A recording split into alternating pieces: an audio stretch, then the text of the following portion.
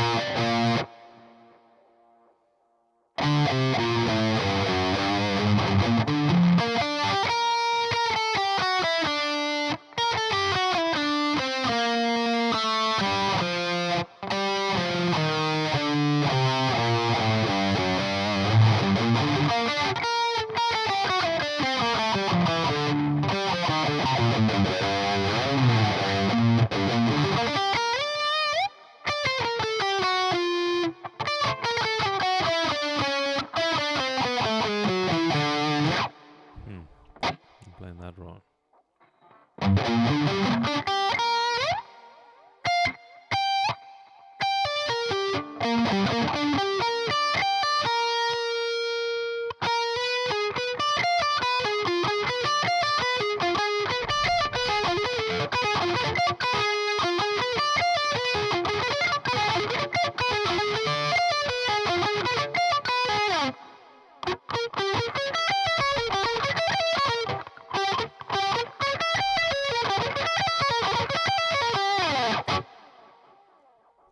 Suki.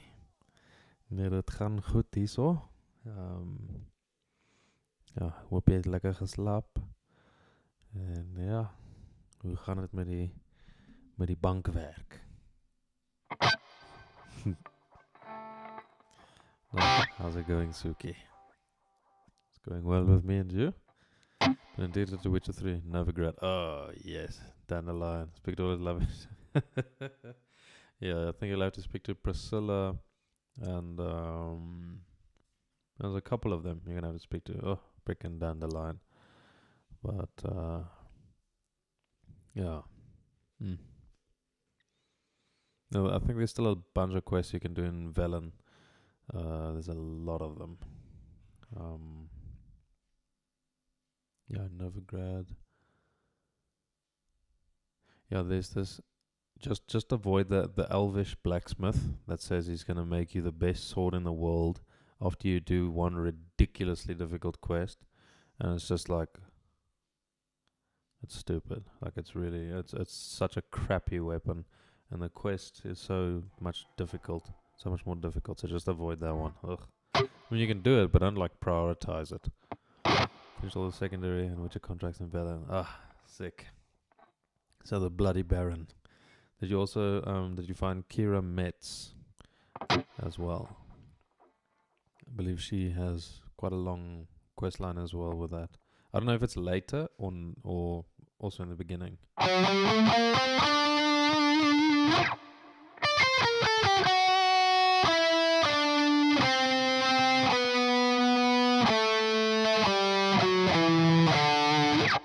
Oh, yeah, Kira. Just roofies you. Oh, my word. Oh, damn.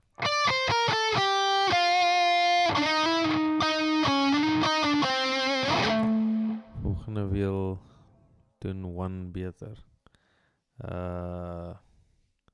Werk gaan goed, thank you. De volgende wiel, doen one beter. That means like next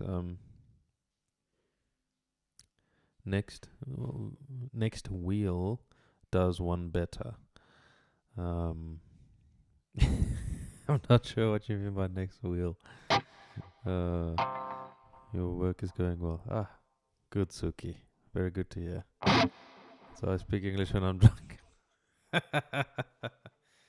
Oh man, yeah. No, it's super funny seeing things change when people are under the influence.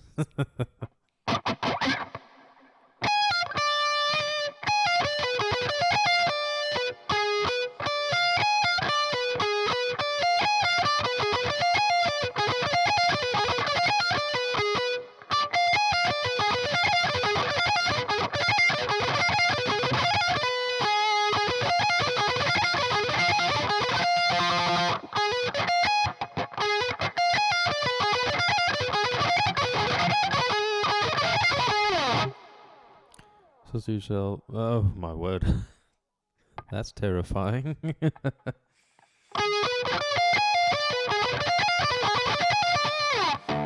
That's really scary. Yeah, I just grew up with one brother, so I at least didn't. Yeah, he was very well behaved. So I at least didn't have to go through that sort of thing.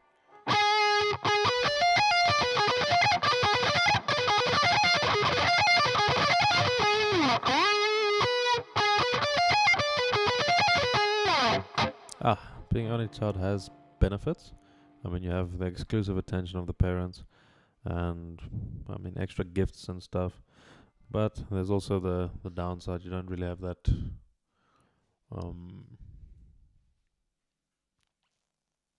sibling experience. Yeah.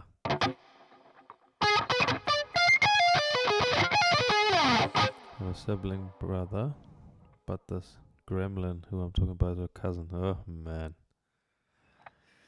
Yeah, no, cousins we have a lot of.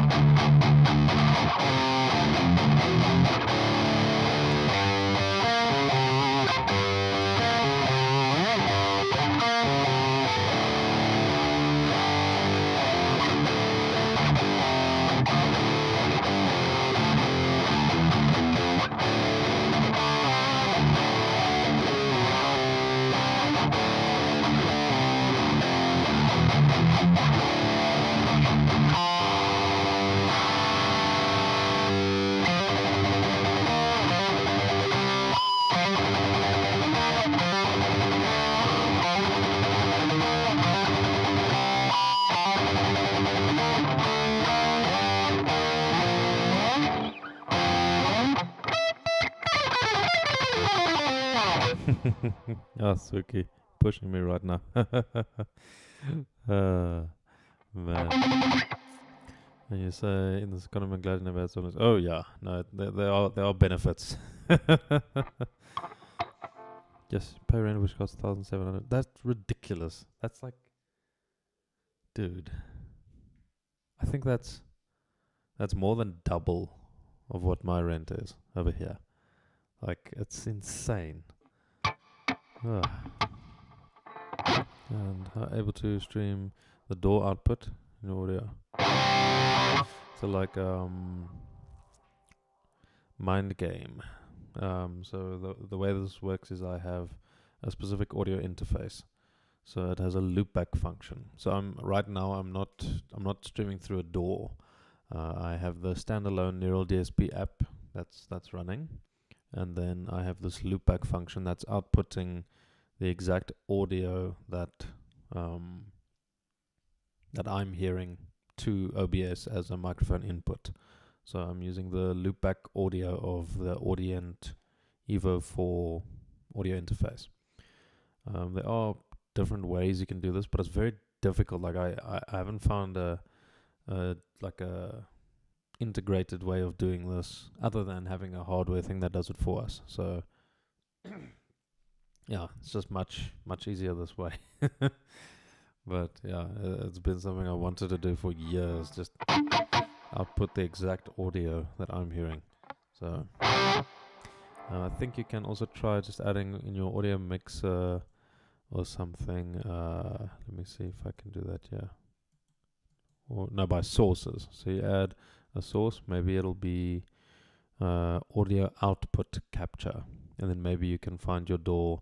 But it gets complicated when you're using ASIO audio. It's like sometimes it doesn't play nicely with everything.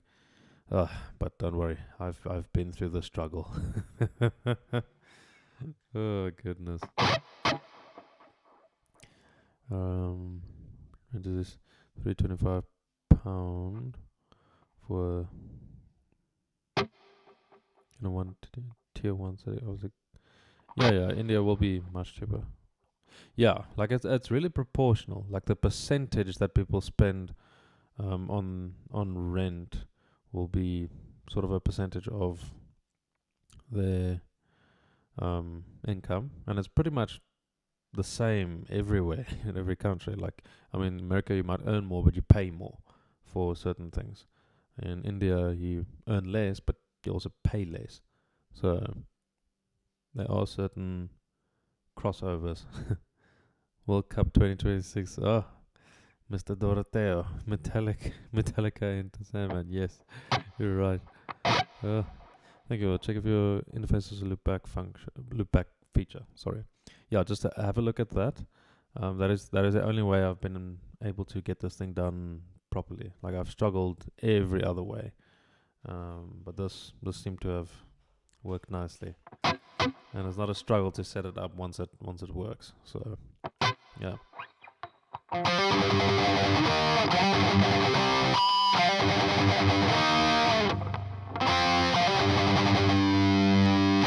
Oh man, board exam left tomorrow. Oh dude, you're almost there, bro. You're almost there. Oh man, yeah. Nou, have a good one, Suki. Goeie geluk vir jou. Jy sal hom deurkom. 30% of your income. Let me actually think how much my rent is of my income. Mine is like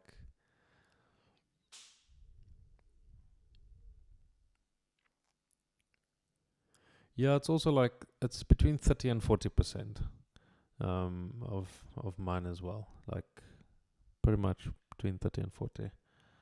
Yeah.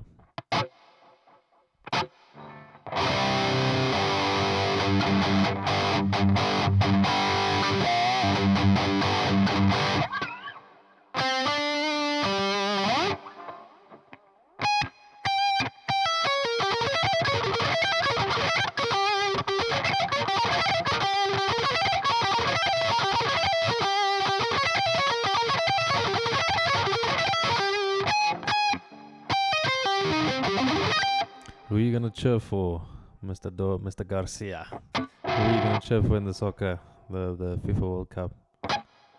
You're gonna stop losing that 30% starting next month. Oh, and then you're gonna start losing 60%. Like Are you starting your mortgage now for the house, or are you buying it cash? If you, oh goodness, well done.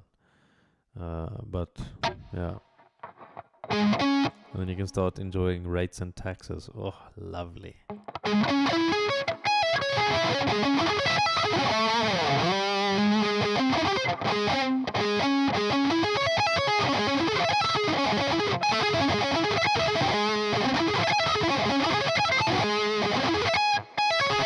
Oh, lovely, dude. Oh, that is, I think, the best. One of the best things that I'm also striving for. Just being able to buy my children each like a thing. Because if you don't have a mortgage payment or rent or something, you can really build wealth for other things. A lot of your money is sacrificed for just sustenance. So you can't really build or grow. You sort of just sustain everything. So I would love to be able to do that for my children as well one day. Just set them up like that, so they don't have to struggle. I mean, struggling isn't a bad thing, but like it's more time, years that I'm saving them. So yeah, I mean, everyone has to struggle. That's the only way you really build character. Suffering it has its role here on Earth. Like you have to. It's part of the human experience. You eliminate it entirely, your character just dissolves immediately. So yeah. Have I heard of Between the Buried and Me band? I have, and the reason I have is because in I think it was 2015 or 2014, Lamb of God came to South Africa where I am, and I was so excited to see Mark Morton, because he's like one of my favorite guitarists, and then he had some family responsibilities, so they had the guitarist of Between the Buried and Me, and I'm like, I was so upset. I'm like, frick, man, really? But I mean, he played really well. Like, I'll give him that. But then, yeah, then I discovered Between the Buried and Me. Selkies, The Endless Obsession. So, good arpeggio practice. Oh, dude, there's so many of them. Like, right now I'm busy going through Winter Sun's Beyond the Dark Sun. And, yeah, some of the arpeggios there have been tripping me up for years. Just because it's so... I'm jumping between two shapes. Just a normal D minor shape and then a diminished one. So normally the high string is like 2 or 3 notes and then singles, and then the diminished one is and then 3.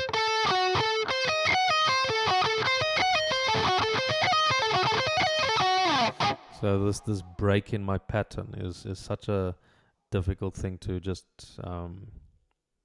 consciously practice, especially at a high speed. But that's why I'm doing it a bit slower. So like.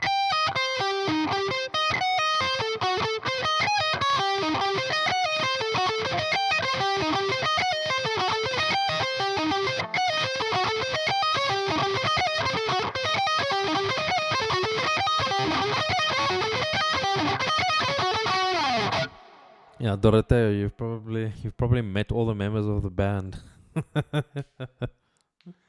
They probably just came to your house to chill, with the way of all the experiences you've had. Oh my word!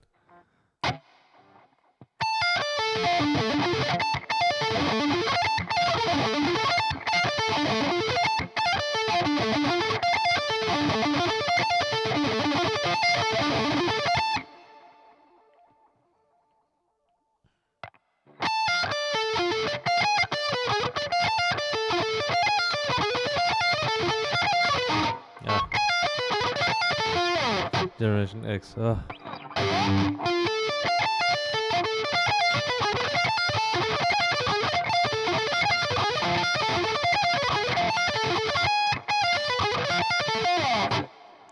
Changed my picking style since last month. Well, I've changed it since last year.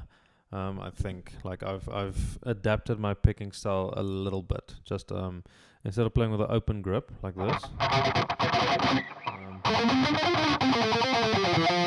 I've changed it to closing it a little bit and using my second finger, my middle finger, as a support for that. So I've shrunk my my motion quite a bit. For some things like this open grip does help with muting the high strings. It really does help. So I'll use it in various situations, but right now I've been practicing with a little bit more of a closed grip. So it's like yeah. So normally I'll go. So little changes, but I've changed it just very slightly. But yeah, all about finding that efficient motion. But yeah, man, you ever get surprised at your own progress? Because I got so much better this last month. Yeah, like absolutely. I also, some things I look back and I'm like, damn, I've really improved on some of these things. And that's what's so nice about recording my practice, because I can look at practice videos of last year and then see, oh my word, that thing I struggled with, I can play now. So it's very nice. Some things really just eventually click, and then it becomes just so much more enjoyable to play. So I do get surprised sometimes, but there's sort of a diminishing return on the amount of progress you make. In the beginning, you're going to make a lot of progress because there's a lot of ground to cover, but then when you get to like I guess 90% or something, then improvements are very small, very minor, very small increments. So instead of like having a massive leap every single time, you have these small little jumps, also just climbing up a little bit. So like that's what I'm having right now. For me, the big difference isn't playing 50 BPM faster. It's like playing at a specific BPM cleaner or more accurate or something. So the improvements are a lot smaller, but that's what happens when you get to, I guess, the end game, if you can put it that way. Like with some parts of my playing, I am in the end game. With others, I'm still in the beginner phase. When it comes to finger picking, like I need to spend so many hours, I think at least a few years, just developing finger picking properly, because oh my word, I'm very remedial when it comes to that. So yeah. Remember when a B minor chord was trouble? Oh yeah, no, I remember that. It was very rough back in the day. Also an F. F was really annoying for me when I was starting out. Yeah, this is beautiful, eh? The Ibanez Halberd. Yeah, gorgeous thing, man. JK Mash.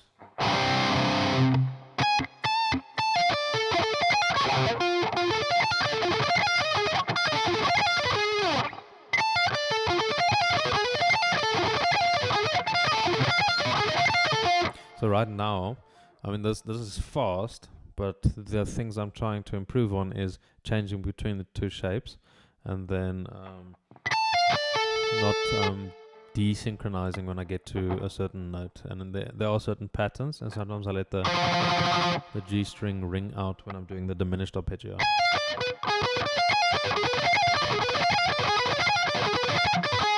So yeah. So it's all these little things that I need to clean up, and those are the improvements that I'll notice over the next few months. But as far as being able to play the shape itself, that is a massive leap that I did years ago. But yeah, so now it's just little steps, little refinements. Yeah.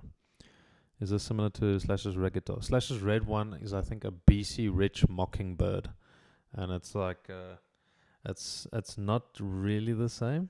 It's quite different. But yeah, the BC Rich Mockingbird, I really enjoyed seeing Slash for that. I think the bottom part might be like the bottom cut. It does have like that sort of thing. Then the top part of the BC Rich is that's a little bit different, and at the back and everything. No, singing as well, bro. I will not do that to you.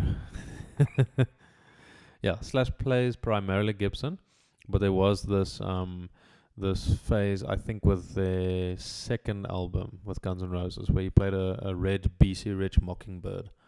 I think maybe I can't remember if it was with Velvet Revolver. He also played with that for a little bit, not nearly as long as with the Gibson Les Paul, but he went through this little phase where he played with a red BC Rich Mockingbird. Yeah. Yeah. So he started in 1991.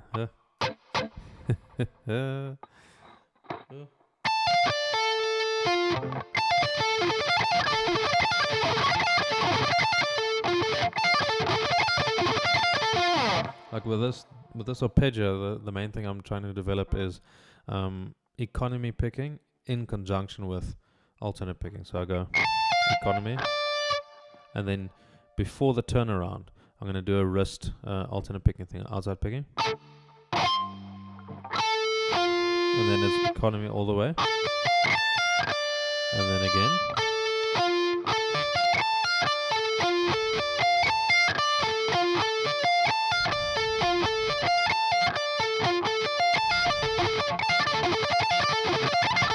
So obviously I'll make the movement smaller, but that's the mechanics that I'm trying to solidify right now. Just the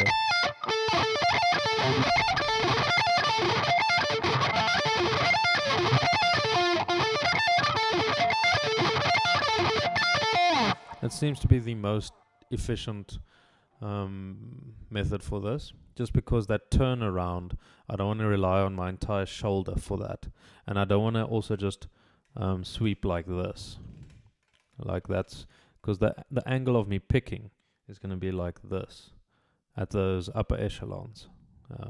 If I'm like in this position, then a straight line would be like that, and I don't want that. I want it as far as possible vertical, or even just slightly like this, because I mean your wrist is like this, so it's going to go side to side, so you're at least going to be going a bit like this.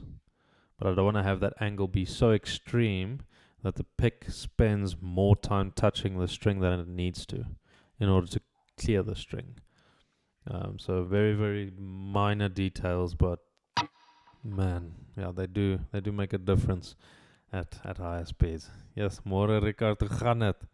Yes, meneer. Ek hoop jy oefen goed. Laat weet vir my of jy reg is vir Vrydag. Ja. Ja, verlede week was ons diploma so opening en dit was 'n boeresportdag op die Vrydag, so nou sit ja. Maar hierdie week is dit dinge bietjie beter, die studente is nog hier, maar Vrydag gaan ons so ek hoop so 3 uur klaar maak. En dan kan ons weer incheck meneer.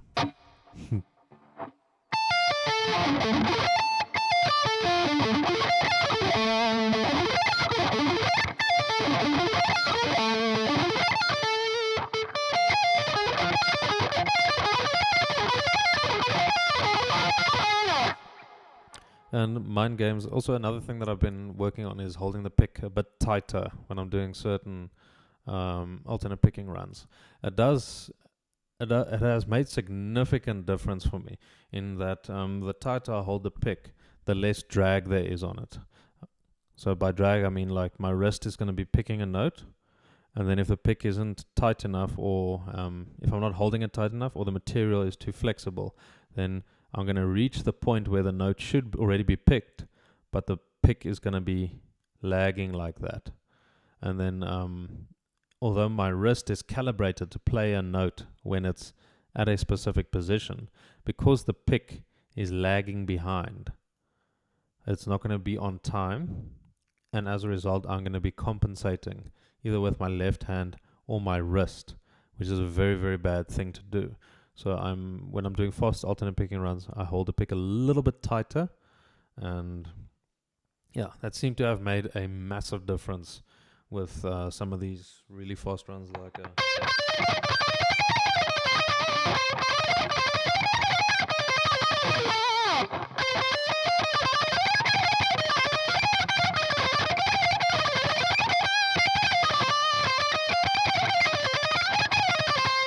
all those things. So it's helped a lot more.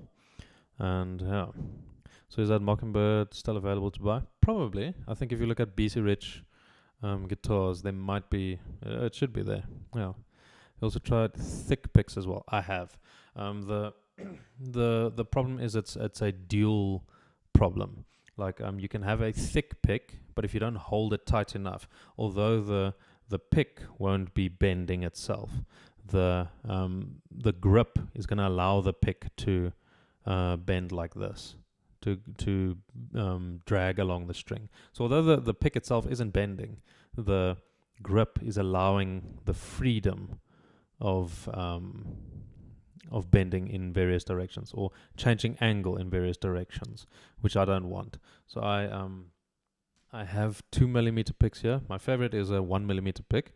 It's just the best for me. Like oh my word, I've went down a massive rabbit hole of picks. 1mm seems to be the best for me. But then if I hold it tight enough, then when my wrist gets to a certain position where it's calibrated to play a note, there's general resistance from the pick, but not so much that it's dragging my entire hand a certain direction or fingers, or the pick isn't changing direction like this. It's staying put, and then I go through. So that's more the main difference. But yeah, better to play with a thicker pick than a lighter pick. Anything less than 1mm, I struggle to play with because of that natural sort of flexibility of the pick. I don't want that because, again, my brain remembers where my wrist was when I play a certain note. It does not remember where the pick was when it played a certain note. That's a very, very important distinction. So, yeah. Now its price starts at 1K. It might be. I don't know. Might be.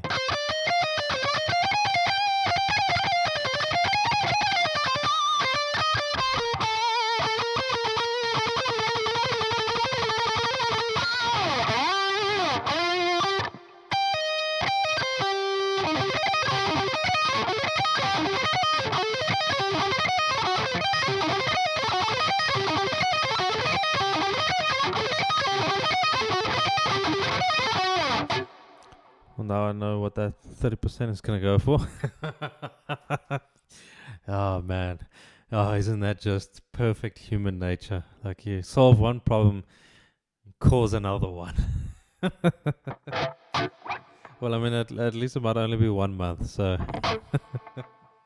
just don't fill that gap with guitars every time.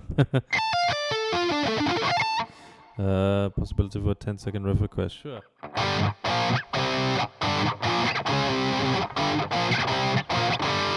Yeah, I'm gonna go to work just now, but yeah, there's still time for a riff request. Let me have a look if I can play it.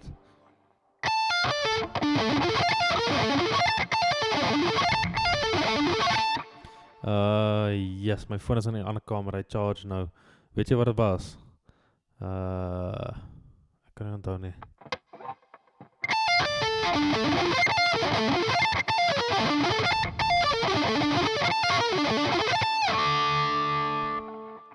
Stream idea. Oh no, there's a bunch. Yeah, I feel like I'm gonna do an interpretive dance, just like, you know.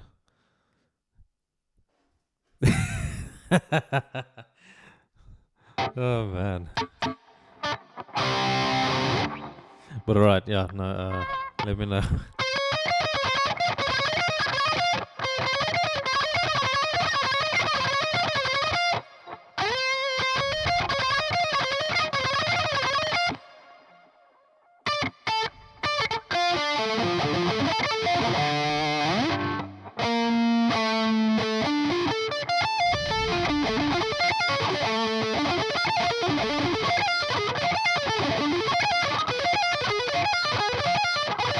This is really difficult.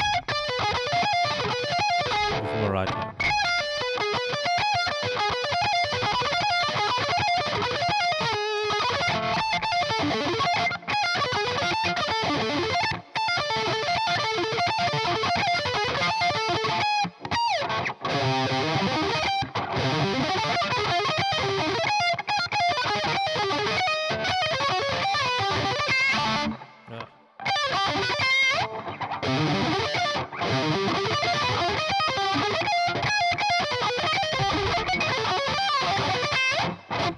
Let's check. Second fret, second string. Power chord pull off, and power chord, power on the fourth fret. Was like a G-shaped chord. Eish. What on earth is that? Stretches all the way up to the seventh string. Let me quickly get my phone so I can just have a look at that. Yes, man, there's no sweat in my car.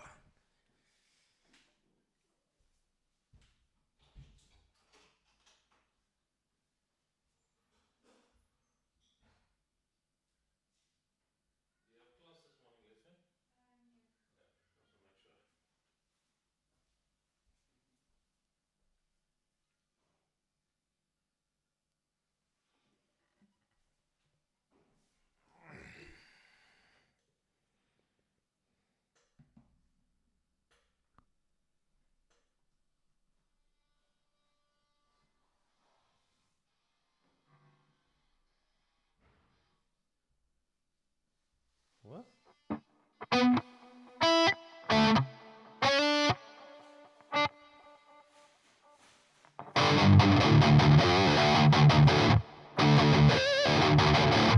Is this with that?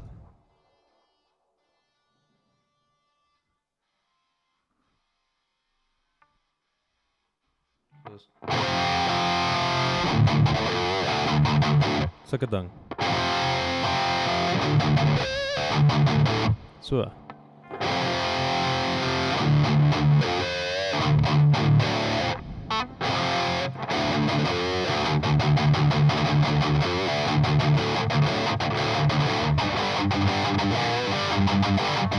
Baie bluesy ding. So.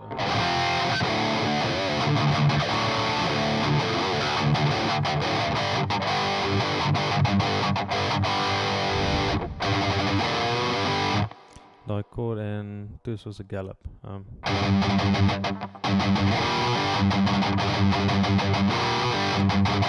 So 'n A of 'n E, third fret.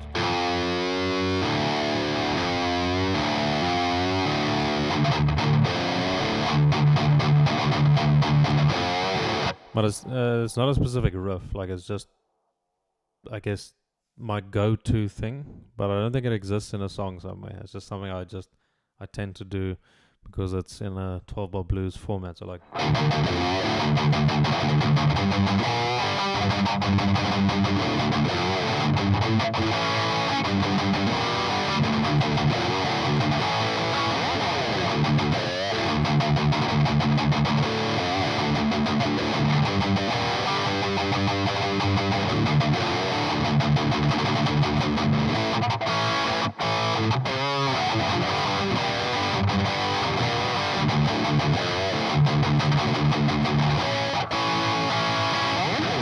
Soos dit. So daai E speel en dan in 7. 7 equal to the 6 string. Het ek nie hierdie gespeel met 'n ja, dis hierdie gitaar. So so daai E speel is in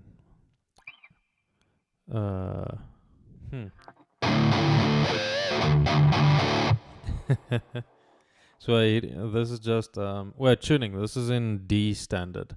So what it'll be in the E tuning, it'll be.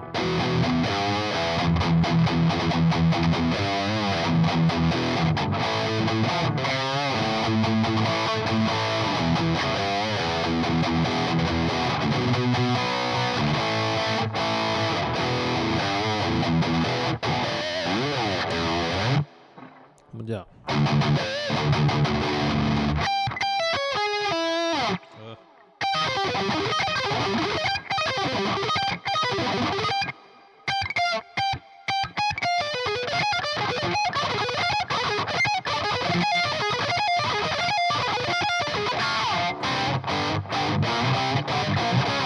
Alright. That's gonna be me. I gotta get to work. So yeah. I'll see you guys. Have a good one. Cheers.